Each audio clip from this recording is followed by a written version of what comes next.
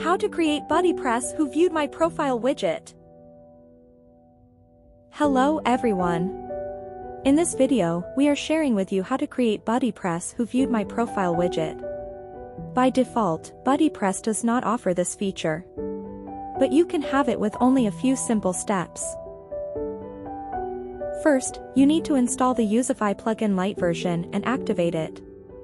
This plugin is free. You can find the plugins by the searching bar, then install and activate it.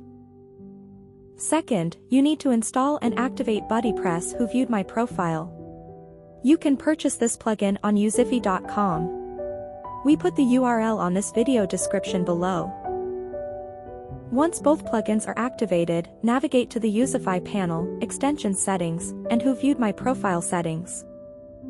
Scroll down Visitors box Settings. And you can set up the title, description, image, button title, button background, and text color.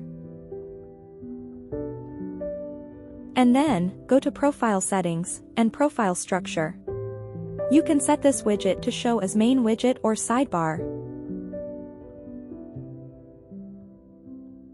Let's see the results. BuddyPress who viewed my profile widget displays on your activity page now. Thank you for watching. And see you in the next video.